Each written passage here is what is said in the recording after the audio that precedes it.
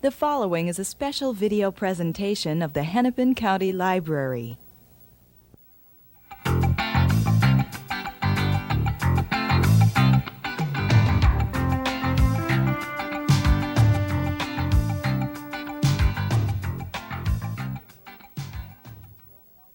Hello, I'm Kate Maxwell Williams, and I'm talking to Jill Nelson, author of Volunteer Slavery, and we're talking about books, talking about growing up reading books. Talk to me a little bit about that. You were just saying something about your mom being a librarian. Right, my mother is a librarian, and when we were kids, there were four of us, we had to go to the library twice a week, and we had to take out books, and we had to give kind of informal oral reports about the books. And when we were bored, I would go to my mother. I remember saying, I'm bored. My mother would say, go read a book.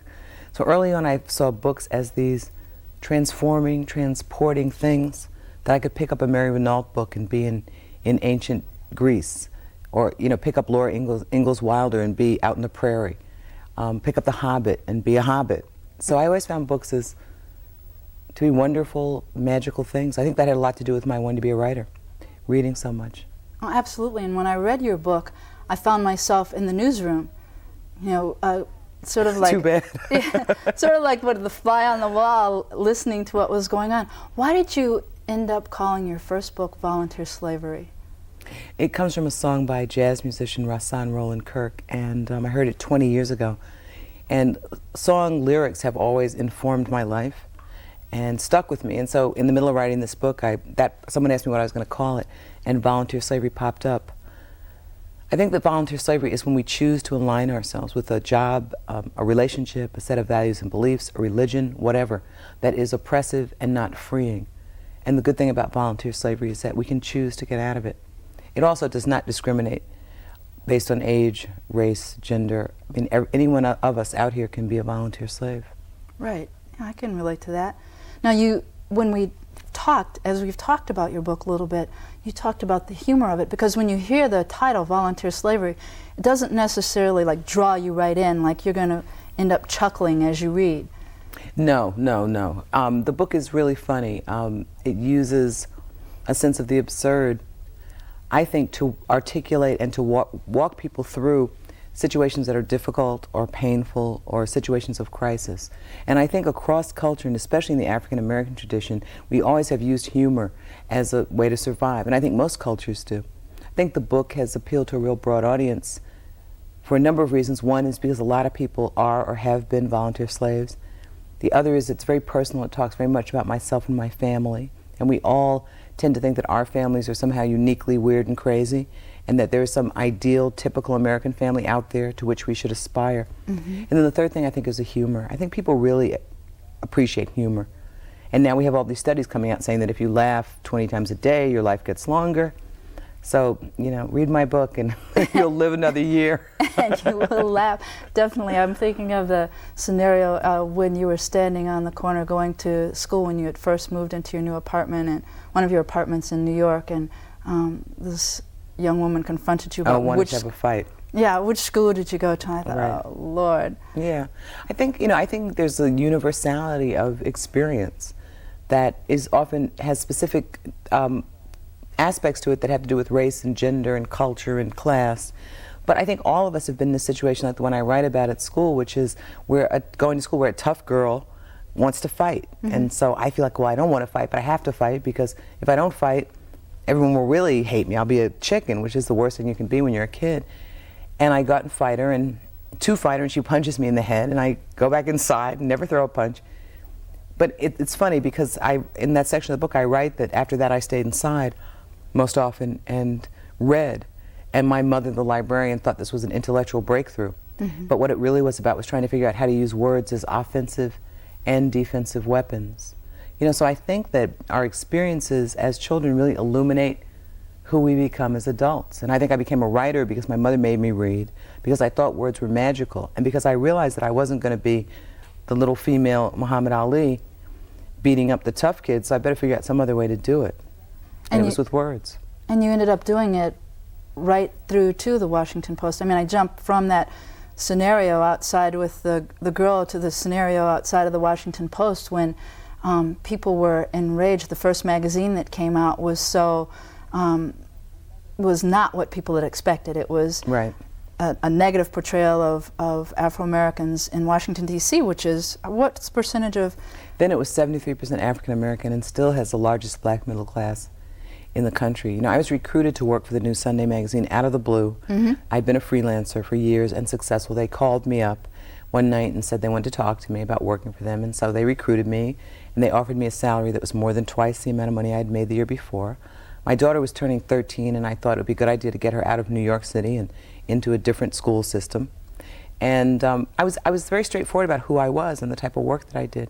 So I went there with some feelings of foreboding, but with really great optimism to work for this new magazine. It debuted. The first issue came out September 7th. There was immediately a protest movement started by the black community and joined by the progressive and communities also against the magazine for three reasons. One, there were no black faces in any of the ads.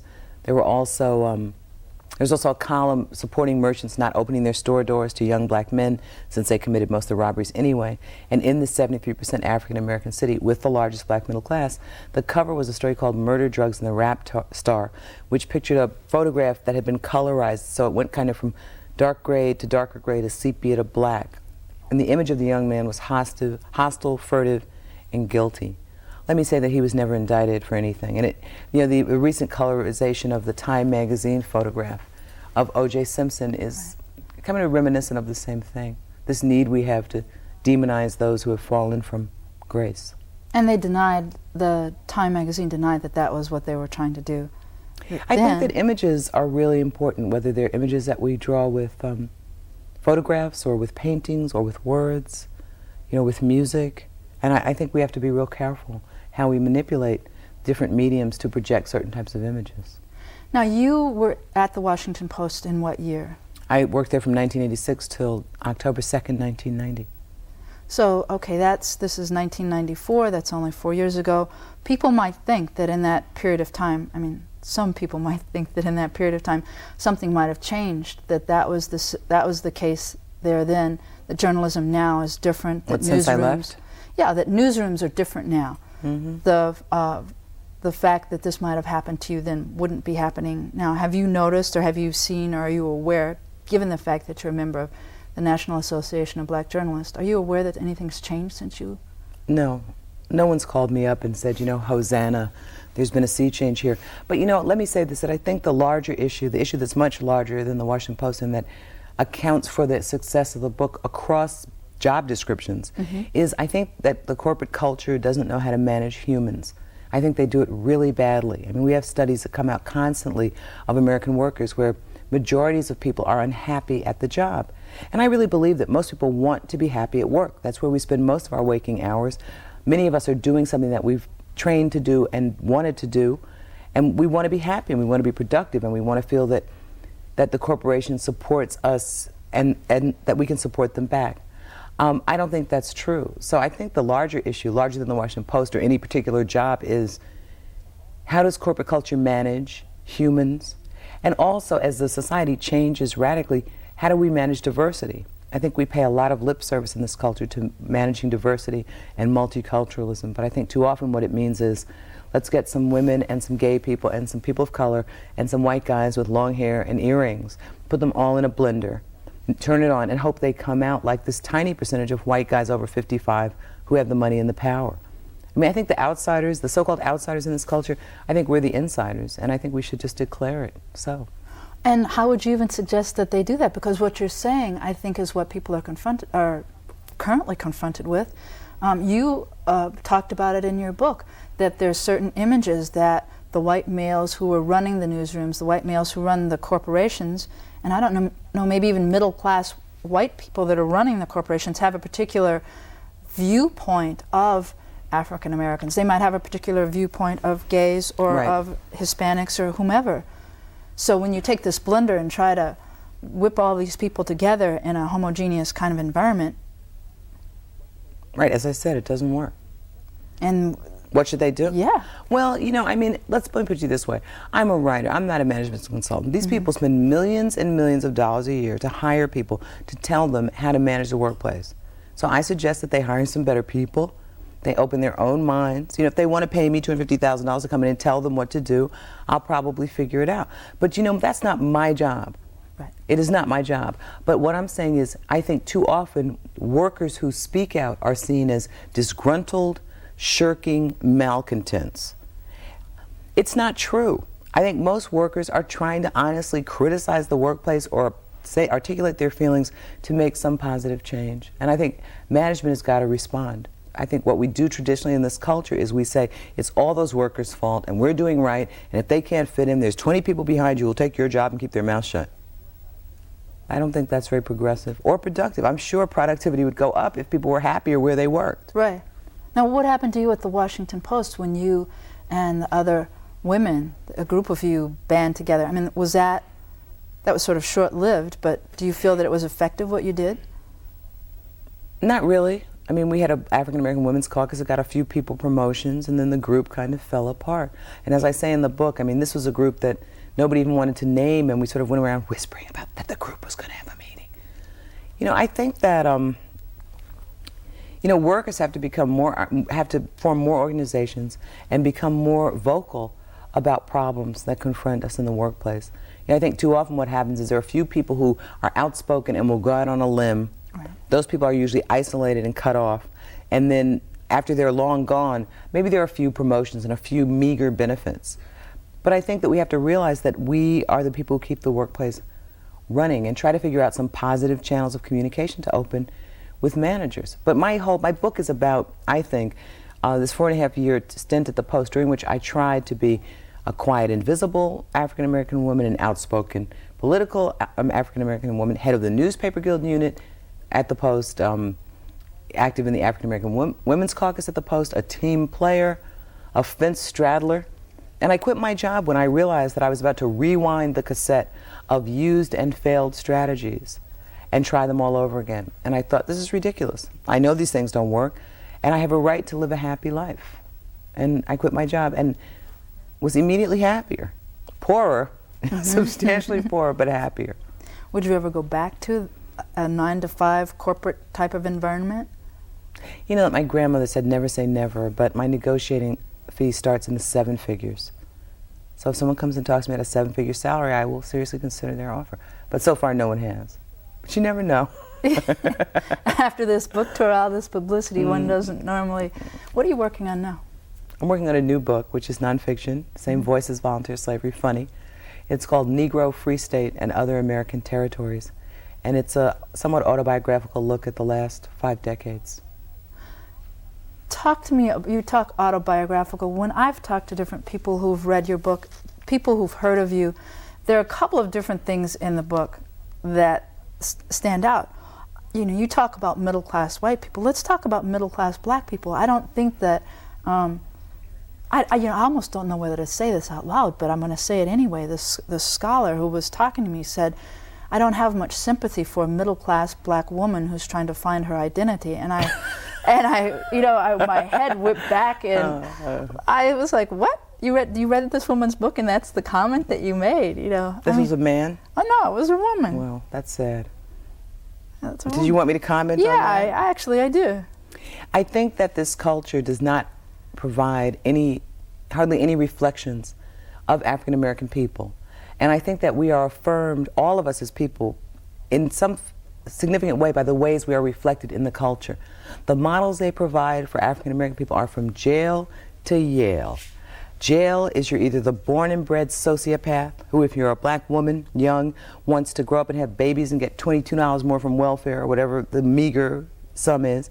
If you're a man in first grade when the teacher said, what do you want to be? You raised your hand and said, a crack dealer, do drive-by shootings and decimate my community. That's one archetype. The other extreme is Yale. That is the ultra-assimilated Negro who studiously avoids any association with the group of people of color, who never talks too loud, wouldn't dare eat watermelon in public, and preferably in the 80s and 90s is a Negro neoconservative. These are our two polar extremes, and the basic models that the culture offers us in the media, in television, in film, in books, in music. In fact, my experience and the experience of all African American people I've ever known is above and beyond and underneath and all threaded through and in front of and behind those two stereotypes.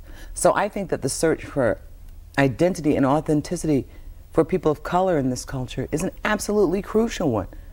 And I don't know, it would seem to me that someone saying that about my book hadn't read it very closely, read it with their defenses so heavily in play that they didn't hear what I was saying, or they have not done any soul searching themselves and probably need to think about self-examination and perhaps therapy. I mean, that's what I think. Well, when you talk about autobiographical, talk to me about your family and what it is I have several questions coming together at one time. I don't think that our viewing audience is, I would imagine, is going to be predominantly white, which is great, because then we get to talk about a little bit more about this middle-class black woman who grew up in on Martha's Vineyard in the summertime, who grew up in New York, this professional woman. Right. Talk to me about some of what's going to be. Tell me again the title of your next book. Negro Free State and Other American Territories. Okay. You know, I think that my experience as an upper middle class African American, an upper middle class African American family, is there are plenty of people whose experience replicates mine. You never hear about them. You would think about that the only Negroes who had any money and were professionals in the culture were the Cosbys, who popped on TV, in the mid-'80s. In fact, I grew up in a whole community of black people who were professionals, who were entrepreneurs, who had businesses, who made, relatively speaking, a lot of money and had the money to live well year-round and have vacation homes and to send their kids to private school. And that's a real experience. It is a real experience, whether white America acknowledges it or whether black America acknowledges it. Because I talk about my book, I got as much flack from black folks who were like, oh, you're a middle class, upper middle class black person, you couldn't exist, you're unreal, you're not an authentic Negro, as I did from white folks. And let me say this about white folks. You know, we have a lot of books coming out lately by mulattoes and people whose parents passed and they're from interracial parents, children of interracial parents. Right. My daughter doesn't call people white folks, she calls them so-called white folks. If you look at black people, African Americans, you see all this color and the spectrum of color, which should make it clear to anyone looking at us that we are not purebred from Africa. There was miscegenation going on. Yes. Well, I truly believe that these white people are really so-called white people, and that they are, in fact, many of them, as mixed as we are. But what we do in this culture, if you look white, you are white. And if you look black, you are black. Right. Do you know? And you can theoretically have more white blood in you and look black, you know, from your skin color. So I think as a culture, we need to get off this whole white people, black people, this people, that people, and realize that we are this mixed up, intermarried, intermixed culture of American people, and try to move towards some understanding of what an American culture is and could be.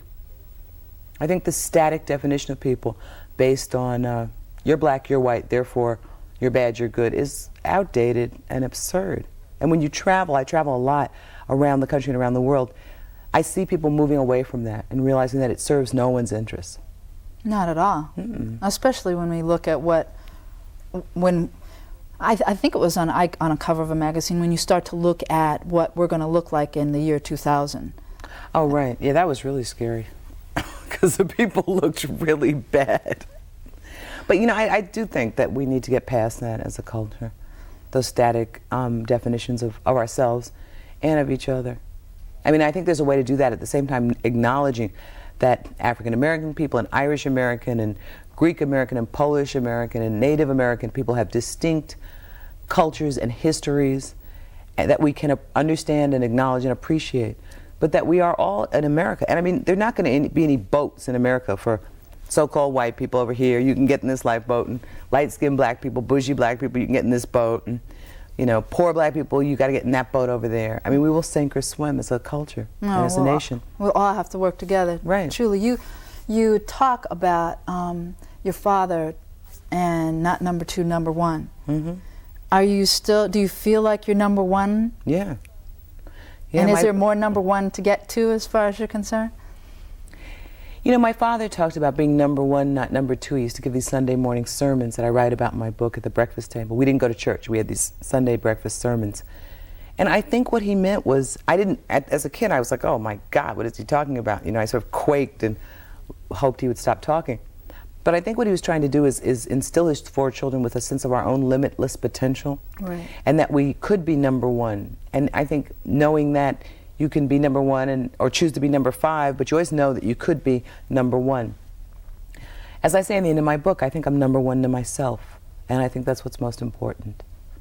You know, so yeah, I think I've made it to number 1, and I frankly think everybody should be number 1 to themselves. I think it's just a matter of working through all the rest of the stuff that your history and race and gender and culture puts in front of you to get to that moment where you can look yourself in the eye and say, you know, it's okay for me to just declare myself number 1 and then go ahead with my life.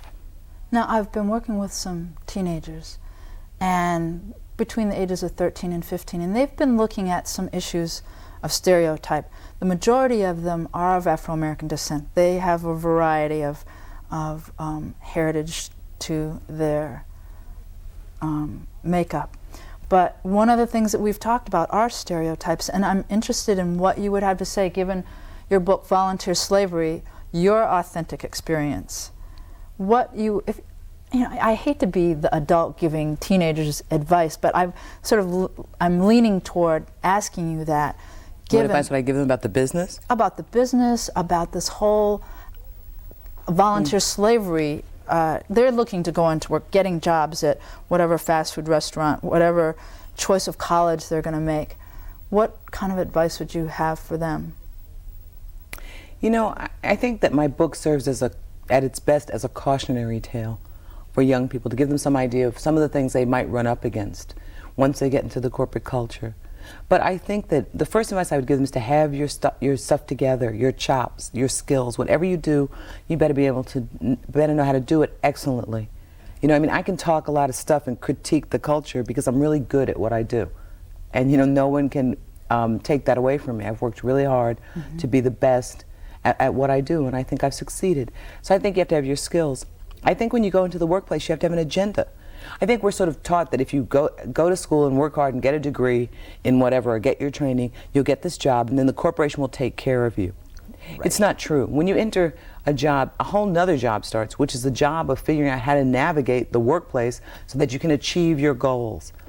And so I think we have to tell young people that. And then I think they have to have an agenda that's timely, that says in 6 months I want to achieve this, in 8 months, in 18 months, in 4 years. And you have to pull it out regularly and critique it and say, am I achieving my agenda, my goals, or not? If I'm not, what's my responsibility for my failure? What's management's? How can we work this out? I think many of us go into jobs without agendas. Sometimes we have them and we put them in a drawer and we find them 40 years later all yellowed. We've never looked at them again. I also think you have to have some fluidity. I think the notion that our parents and some of us grew up with, that you would get a job at 25 and retire out at 60, is obsolete. The economy and the culture cannot support that anymore. So I think it's fair to think about things that maybe are a hobby. Is that something I'd like to do full time? You know, and to look at your work as fluid, that you might have several jobs, maybe all dealing with words or dealing with pictures, but there's a fluidity in work. Who wants to stay in a job for 40 years anyway? I mean, I think a lot of it, I think for many people, it's a bore. Do you do anything else other than write? Relax. I garden, I swim, I go to the gym, but I'm a writer. That's what I do. I'm writing a screenplay for my book now. Oh, great. Do you know who you're going to cast? No. Look, I'm trying. Or who they are going to cast? No, I don't care who they are going to cast. I'm just trying to figure out how to write a screenplay. And Do get you it have done any on idea time. who you want to play you? None. Don't care. You won't ask to play that role? No. I'm not an actress. I'm a writer. Okay. What about, we talked about some of the themes in your book. Now, I've kind of left one sort of not even touched upon, and that's the vividness in your writing and the sexual encounters that you've had in your life. As a woman, you talk about your own sexuality and sort of coming to, how would you say, coming to grips with it, or coming to peace with it, or? I just think I'm talking about it.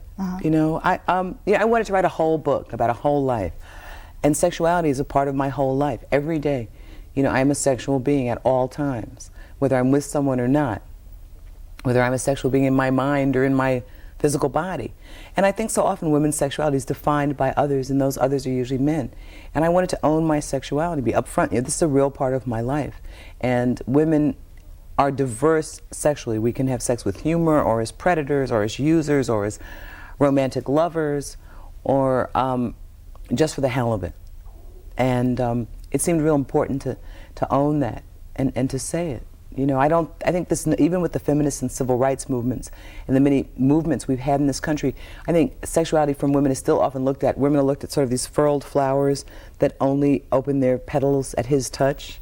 And you know, guys, the petal is open whether you're there or not. You know, and I think that's a good thing. A guy told me a couple of weeks ago who I'd met, who had read my book, that he really liked the sexuality in the book, that he learned a lot about me, but that more importantly, he learned a lot about women, and he thought it really helped him in his life and his relationships. And I thought that was quite charming. Not exactly something you would have expected in response to your book, but... Yeah, no, actually, I wouldn't have expected it, but it was nice. It's something I wished I'd hoped for. I didn't, but you know, it was very gratifying to hear that. And women love the sexuality in the book. Yeah, I did. Yeah, women are like, more and more. Are you going to have sex in your next book?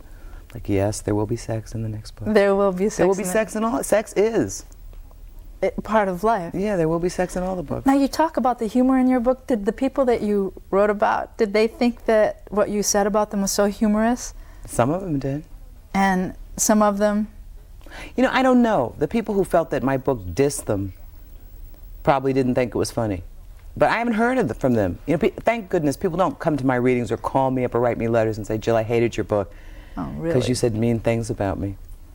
But generally, the consensus seems to be that the book is funny. I mean, my book is hard on a lot of people, but it is unequivocally most hard on myself and my family.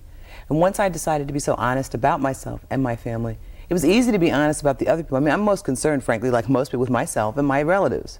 Right. So once I decided to kind of lay our cards on the table as individuals and as a family, repeating something that you or this one or that one said that was true, I found that no problem.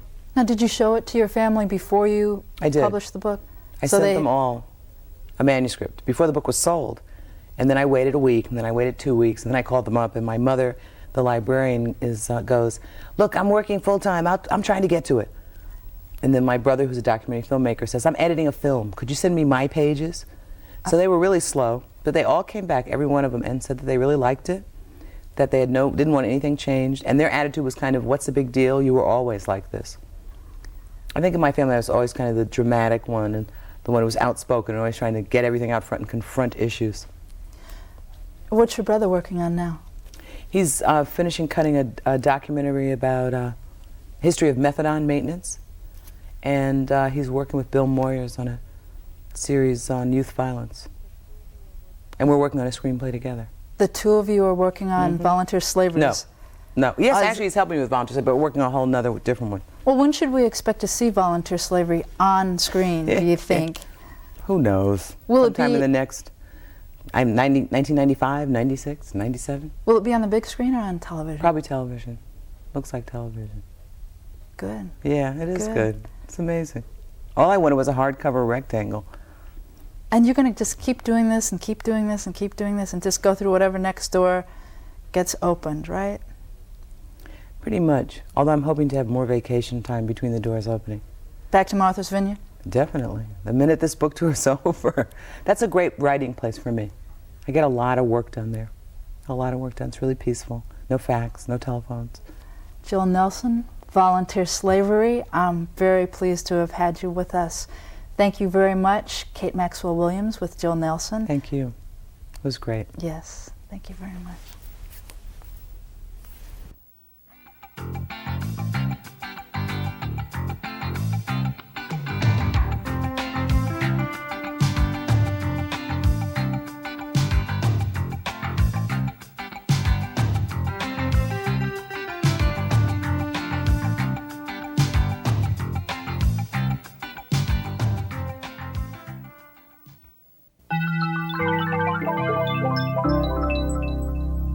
A presentation of the Hennepin County Library.